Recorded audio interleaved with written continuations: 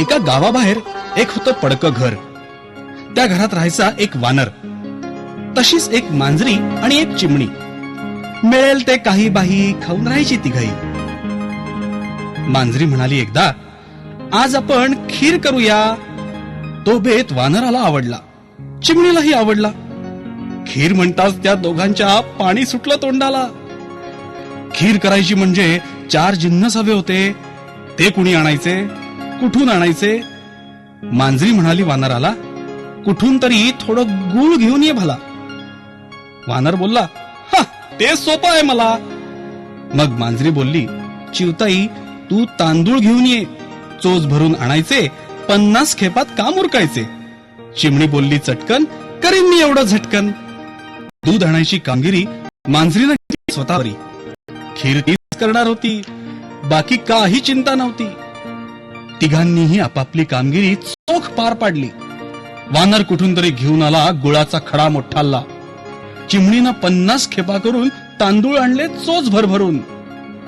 मांजरीनं कुणाच्या तरी घरातून दुधाची वाटी आणली पळवून. जवळच होतं तळ, तिथून वानरानं घागरभर पाणी आणलं. गाडगं चढवून चुलीवर खीर शिजवत बसली मांजर. खीर शिजत आली तशी सगळ्यांना आनंद झाला. तिघेही गाऊ लागले, खीर शिजली रट रट, चाटून खाऊ मट मट. खीर शिजली रट रट, चाटून खाऊ मट मट. आता मांजरी दोघांना बोलली, हे बघा, तुम्ही जाऊन तळ्यावर आंघोळ उरकून या लवकर. वानर आणि चिमणी तळ्यावर गेली. इकडे खीर तयार झालेलीच होती. मांजरी लबाड होती भारी, तिनं खीर खाल्ली सारी. गाडगं मात्र चुलीवर झाकून ठेवलं तसंच वरवर. मग तिनं आजारपणाचं ढोंग केलं खास. कपाळाला वेखंड थापलं, चिंधीने ते बांधून घेतलं. मग एक पांघरुण घेऊन कोपऱ्यात चुपचाप राहिली पडून. वानर आणि चिमणी अंघोळ करून परतली, तर मांजरीबाई झोपून राहिलेली. वानर तिला विचारू लागला, मांजरीबाई मांजरीबाई, झोपलीशी बाई? खिरीचं काय झालं, सांगशील की नाही? मांजरी पांघरुणातूनच बोलली कुंथून, माझं डोकं की नाही दुखतंय भारी. अशी राहते जरा पडून, तुम्ही घ्या खीर खाऊन. माझा वाटा द्या ठेवून, बरं वाटताच घेईन खाऊन. वानरानं चुलीवरचं गाडगं खाली उतरलं. वरची झाकणी काढून बघतो, रिकामं गाडगं पाहून चमकतो. नवल करीत राहिला.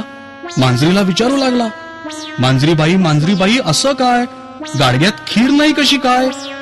पण ढोंगी मांजर खाशी थंडपणे बोलते कशी, गाडग्यात खीर नाही उरली, मग कुणीतरी येऊन चोरून खाल्ली.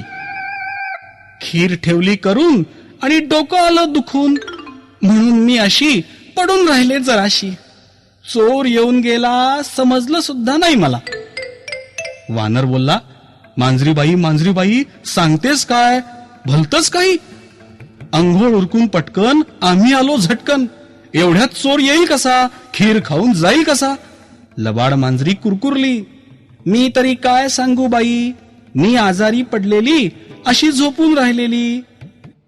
वानराला शंका आली, मांजरीनच खीर खाल्ली. आजाराचं नुसतं ढोंग चकवायला घेतलंय सोंग. तो पुढे सरसावला, मांजरीपाशी गेला. मांजरीच्या अंगावरलं पांघरुण त्यानं ओढून काढलं. त्याला काय दिसलं? मांजरीचं पोट तट्ट फुगलेलं. त्याची खात्री झाली, मांजरीनच खीर मटकावली. तसा वानर संतापला, चवताळून म्हणाला, सगळी खीर तूच मटकावलीस हळूच. खरं खरं बोल आता, उगाच मारू नकोस बाता. ढोंगी मांजरी दाद देईना, कबूल काही करेना. वानरानं रोखटोक सवाल केला खोचक, मग तुझं पोट असं फुगलंच ग कसं? आजारीपणानं फुगलं असेल. मांजरी बोलली, खोटं सपशेल. वानर बोलला, असं काय? नसती सबब सांगतेस काय?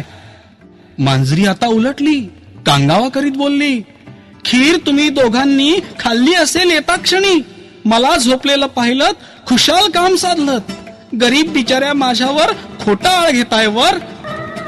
वानरानं तिची लबाडी ओळखली, पण सिद्ध कशी करणार ही पंचायत पडली. मनाशी एक बेत योजला आणि तो बोलला, ठीक आहे मांजरीबाई, जास्त वाद नको काही.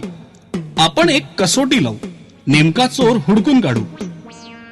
काय करायचं, रिकामी घागर घ्यायची, तळ्यात पालथी ठेवायची, बसायचं एक एक जणांना, तिच्यावर पाळी पाळीनं.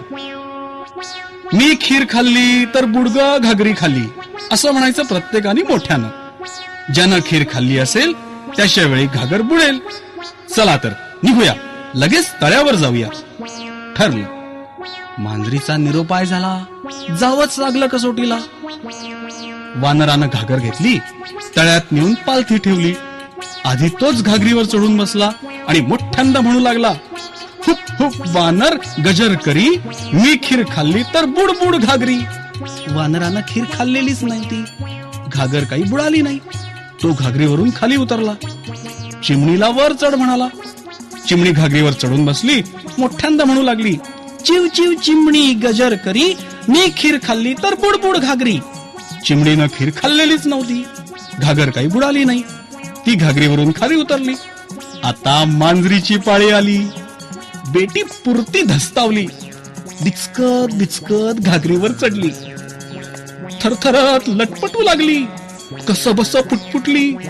म्याव म्याव मांजरी गजर करी, मी खीर खाल्ली तर बुड बुड घागरी. घाबरगुंडी उडालेली मांजरी जोरात लटपटू लागली. घागर डळमळली, कलंडून उलटली, पाण्यानं बुड बुड बुड भरली, दुपकन पाण्यात बुडाली आणि घागरी बरोबर मांजरी बाई पण पाण्यात बुडाली. काय बालमित्रांनो, कशी मांजरी बाईची फजिती झाली कळलं ना?